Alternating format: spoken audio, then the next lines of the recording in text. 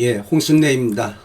사주 명리학적으로 여자 사주에 있어서 이혼하는 경우를 살펴보겠습니다. 첫 번째로 남편과 사주 내에 음양오행의 기운이 같은 경우에 절대적인 것은 아니지만 대립과 충돌이 일어나게 되겠습니다.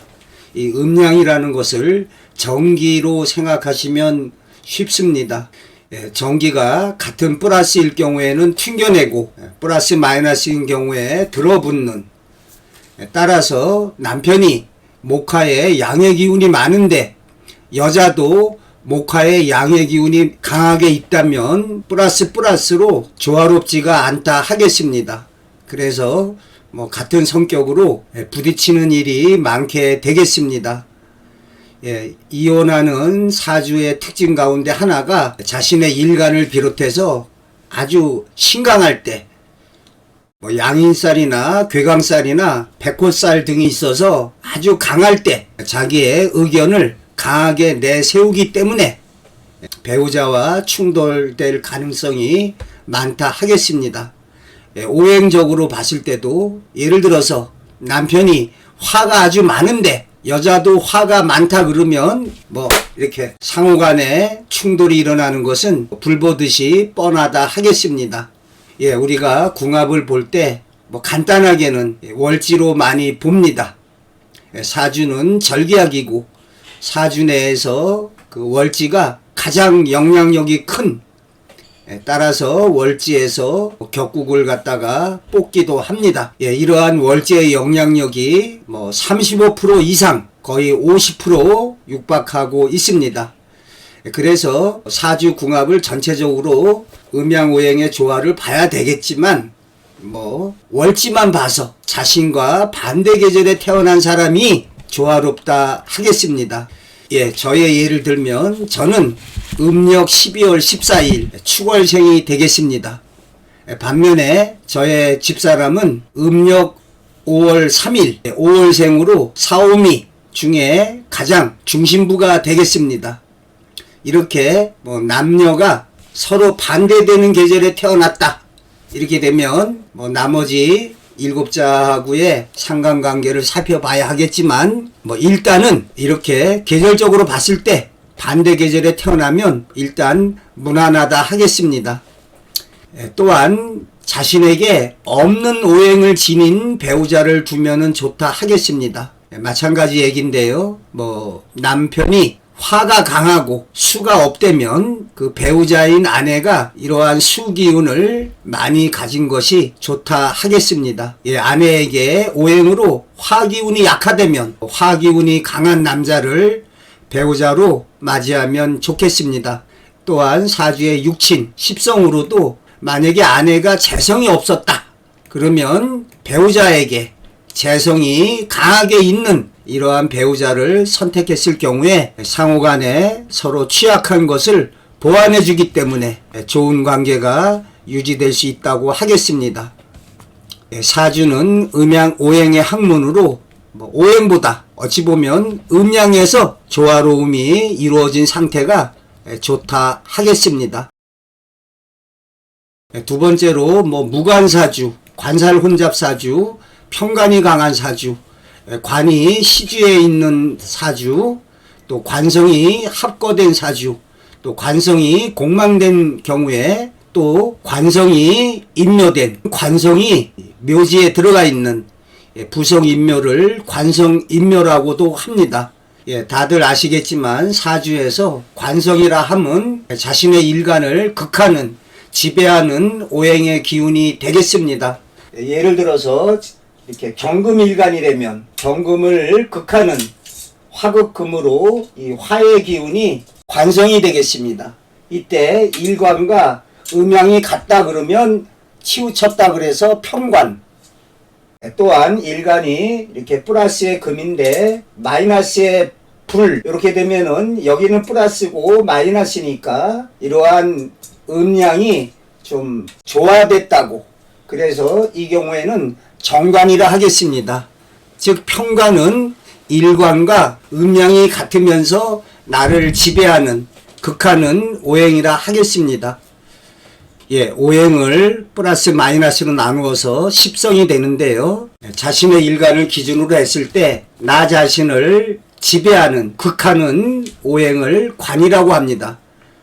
이렇게 사주에서는 일간을 기준으로 오행을 플러스 마이너스로 나눈 십성을 우리의 인간관계, 인간사에 대입해서 십성으로 나누어서 살펴보고 있습니다. 나 자신을 지배하는 오행, 극하는 오행이 관이 되겠습니다. 관성이 되겠습니다. 여성분의 입장에서 조금 기분 나쁘시겠는데요. 우리 인간관계에서도 남편이 아내를 지배하는, 극하는 이러한 관계로 보시면 되겠습니다. 그런데 여성의 사주에 있어서 자신의 일간을 극하는, 즉 지배하는 오행인 이러한 관성이 일관과 음양이 같다면 치우쳤다고 그래서 편관이 되는 것이고, 일관과 오행이 다르면 조화롭고 이상적이라고 그래서 바를 정자 정관을 씁니다. 그런데 여성의 사주에 그러한 일간을 극하는, 지배하는 오행인 관성이 없다는 것은 우리 인간관계, 인간사에 있어서 어떤 남편감, 신랑감이 팔자에 없는 것이 되겠습니다. 그래서 여자 사주에 무관사주다, 즉 자신의 일간을 극하는 오행이 없다, 즉 관이 없다. 이렇게 되면 사주 명리학적으로 인생길에서 어떠한 남편이나 남자하고의 좀 인연이 희박하다 하겠습니다. 또한 이 관살혼잡 사주라 그래서 예를 들어서 천간에 정관도 있고 편관도 있다면 어떻게 보면은 두 남자하고의 연분을 맺을 팔자다 보니까 아무래도 이혼할 가능성이 높아진다 하겠습니다. 한편 남자나 여자에게 있어서 이 관은 직장이나 직업이 되기도 하겠습니다.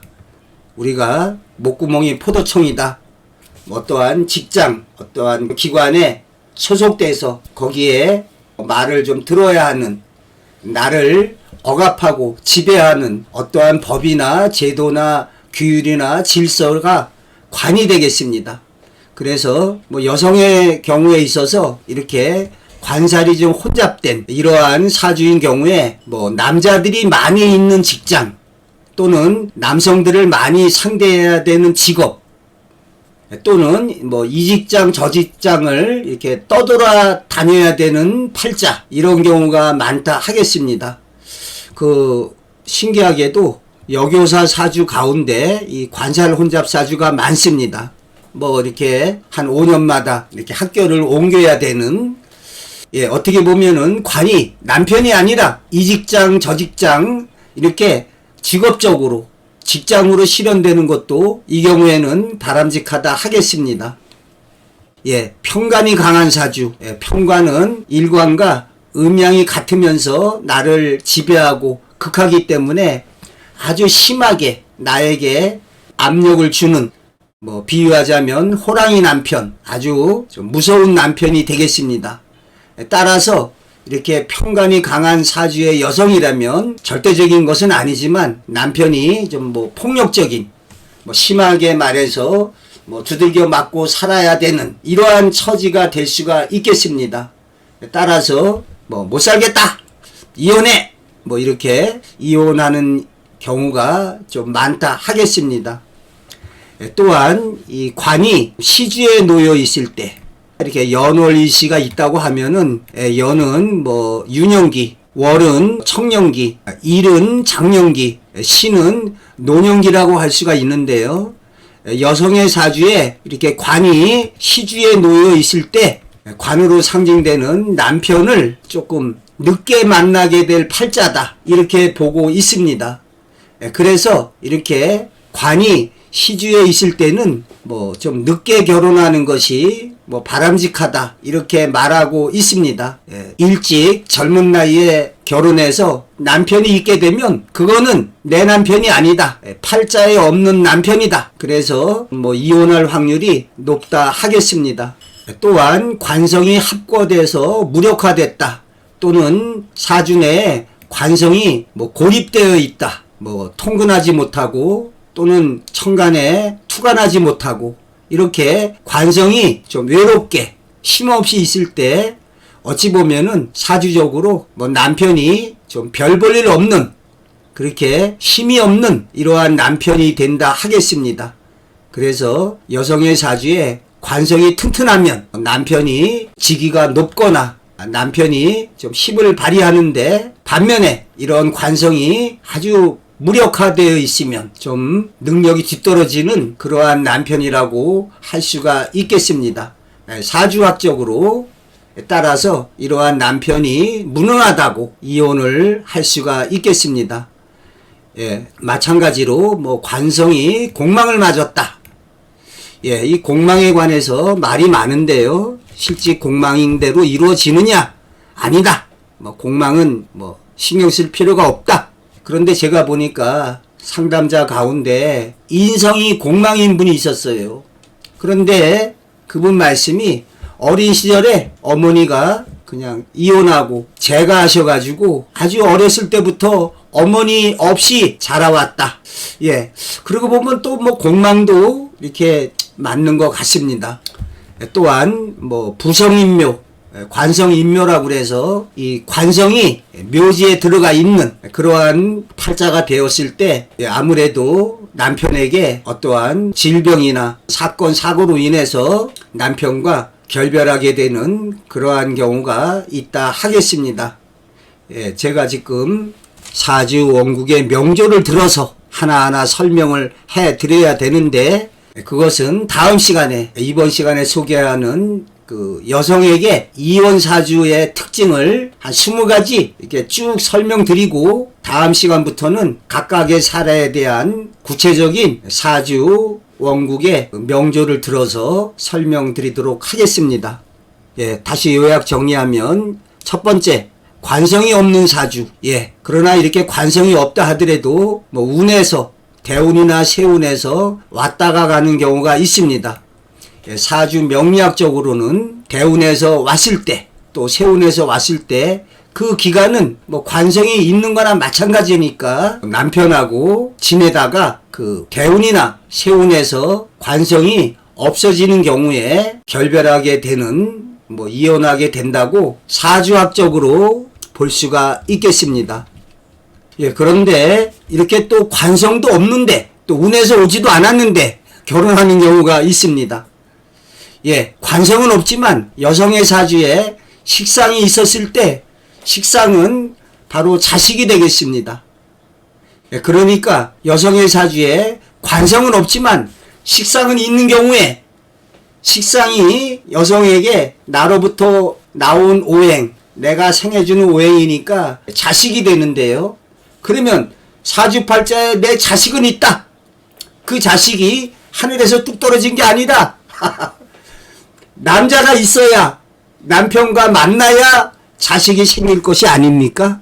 그러니까 좀 넓게 보면 여성의 사주에 관성이 없다 하더라도 식상이 있다면 남자를 만나야 자식을 낳게 되니까 뭐 별을 봐야 뭐를 따지 그런 말이 있는 것처럼 여성의 사주에 관성이 없더라도 뭐 식상이 있는 경우에 자식을 둘 팔자니까 그러한 경우에도 뭐 남편과 또 남자와 인연을 맺게 된다고 할 수가 있겠습니다. 예, 그러니까 여성의 사주에 이 관성도 없다, 뭐 또 식상도 없다, 그러면 사주학적으로는 뭐 남자하고의 인연을 좀 맺기가 어렵다 하겠습니다. 제가 꿈에몽 하면서 뭐 사주도 같이 물어보는데요. 어느 그 상담하신 분이 여성분이었는데 나이를 물어보니까 60이었어요. 여성의 나이 60세인데 제가 결혼했냐 물어보니까 결혼하지도 않았다. 뭐 갔다 오지도 않았냐 그러니까 갔다 오지도 않았다. 근데 신기하게 그 여성분이 무관 팔자였습니다. 즉 사주 내에 관성이 없는 팔자였어요. 만약에 어떤 사람이 이렇게 사주 원국에도 관성이 없고 또 뭐 대운에서도 이러한 관성운이 없었다고 하면은 사주적으로는 남자하고의 인연이 희박한 팔자라 하겠습니다. 그런데 뭐 또 따지자면은 대운은 없지만 세운에서 한 1, 2년간 들어올 수도 있고 하다못해 월에서도 들어올 수 있으니까 그러한 때에 인연을 맺어서 서로가 배려심 있게 부부의 연을 이어나갈 수 있다고 하겠습니다. 두 번째로 관성이 정관, 편관, 혼잡된 사주다. 사주 내에 이렇게 정관, 편관이 혼잡되어 있을 때 아무래도 사주적으로 이 남자도 있고 저 남자도 있다.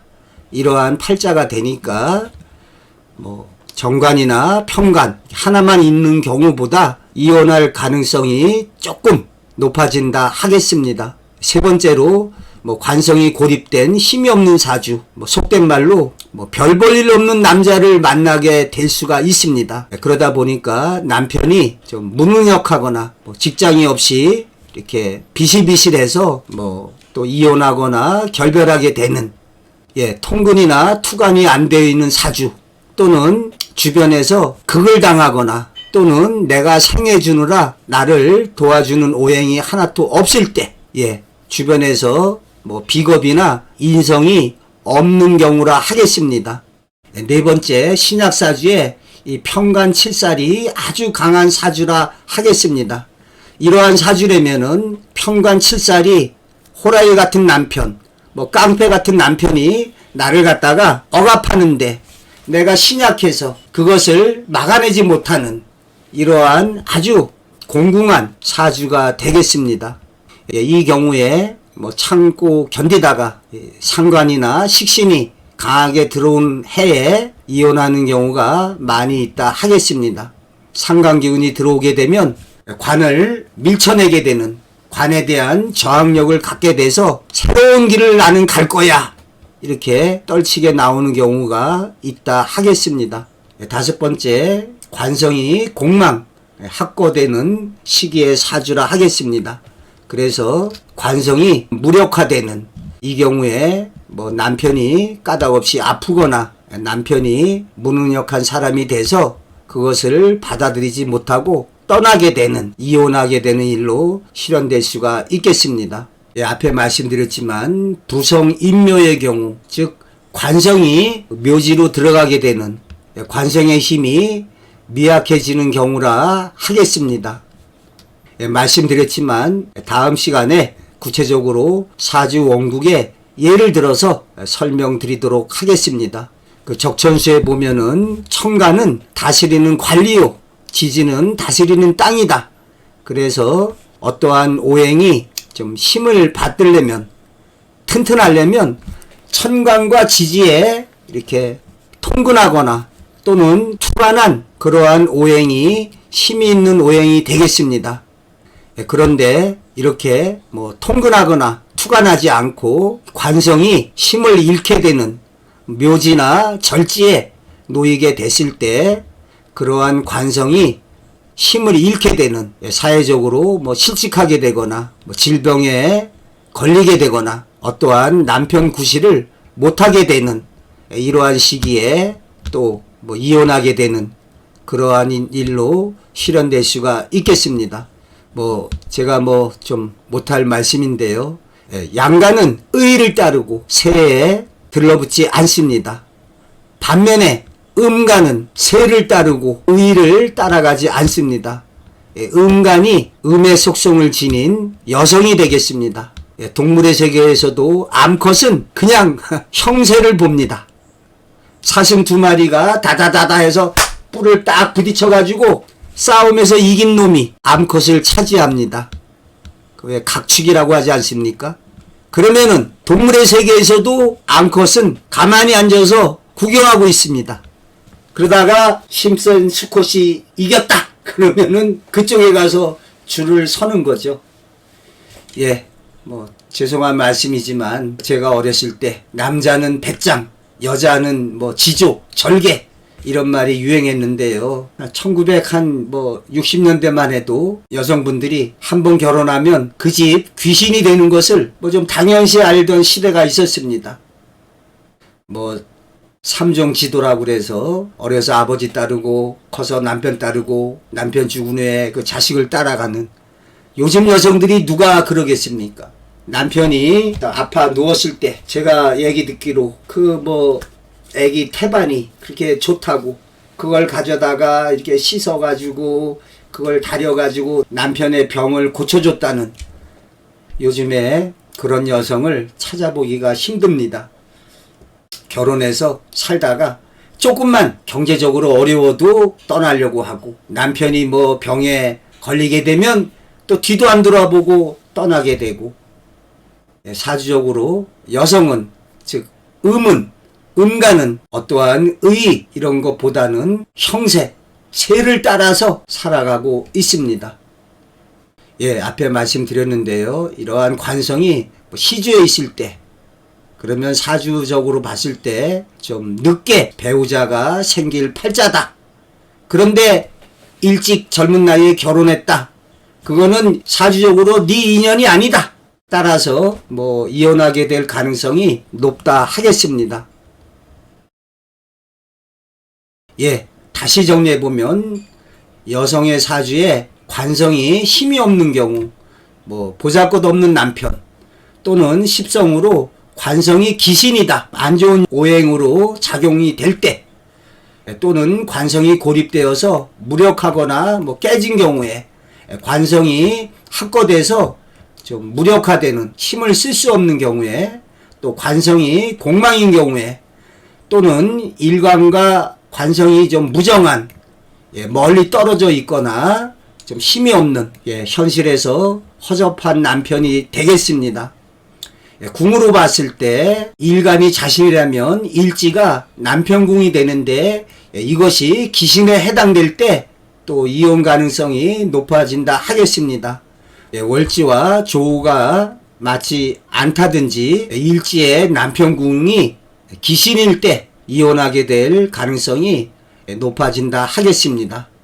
역시 다음 시간에 사주 원국의 명조를 들어서 자세히 살펴보도록 하겠습니다. 이번 시간에는 개괄적인 이야기를 하도록 하겠습니다. 앞에 말씀드렸는데요. 여자 사주에 관성이 시주 등 뒷부분에 놓여 있는 경우에 사주적으로 남자가 좀 늦게 들어올 팔자가 되겠습니다. 그런데 일찍 결혼하게 된다면 사주적으로 연분이 맺어질 시기가 아니기에 이혼할 가능성이 높다 하겠습니다. 자, 세 번째, 사주 내에 편관이 강하게 있는 경우에, 특히 남편궁인 일지에 편관이 있는 경우에 밑에서 영향력이 아주 크다고 하겠습니다. 신약한 일간이라면 더 영향을 받는다 하겠습니다. 그래서 어떻게 보면은 여자 사주 내에 일지에 편관을 깔고 있는 것이 가장 안 좋다 하겠습니다. 뭐 호랑이 남편이 바로 그냥 밑에 있는 호시탐탐 나를 갖다가 속박하고 억압하고 지워 박으려고 대기하고 있는 거나 마찬가지입니다. 특히 이렇게 일지나 또는 강력한 기운을 지닌 월지 등에서 편관 기운이 강하게 있으면서 사주 구조상 신약한 사주면서 식재관으로 내 자신의 기운이 설기당하는 이러한 사주면서 일간이 통근되지 못해서 신약하거나, 즉 일간이 의지할 데가 없는 거죠. 또는 식신상관으로 식신제살이나 상관합사를 하지 못하거나, 식신은 이 편관인 살과 음양이 같습니다. 음양이 같기 때문에 아주 오지게 극을 할 수가 있습니다. 상관의 경우에는 이 편관인 살을 한 뭐 반 정도 이렇게 묶어둔다고 보면 되겠습니다.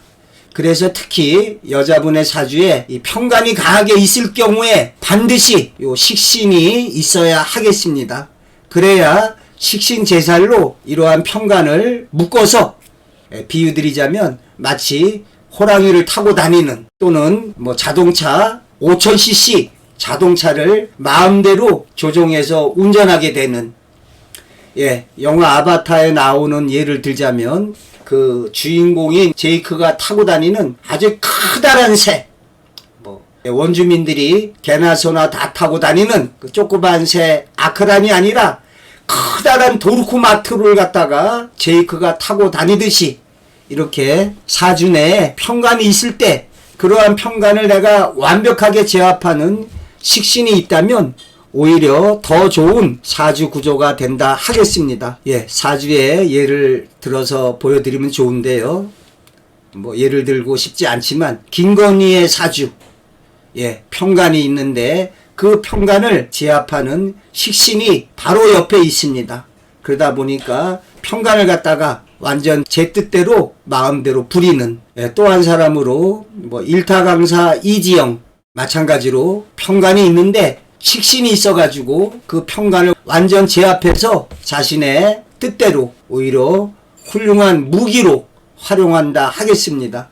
또한 이러한 평간이실 때 인성이 있는 것이 좋습니다. 그렇게 되면 살인상생으로 이 평간의 기운을 돌려서 나한테 오게 할 수가 있는데, 인성이 없는 경우라면 이러한 평간의 폐해를 다른 곳으로 돌리지 못하게 되겠습니다.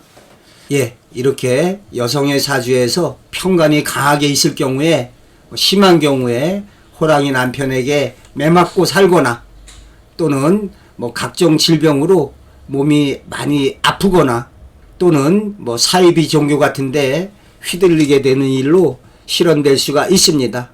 이 경우에 뭐 운에서 인성운이나 비겁운이 오게 되면 그래도 내 일간이 튼튼해져서 어느 정도 막아낼 수가 있게 된다 하겠습니다.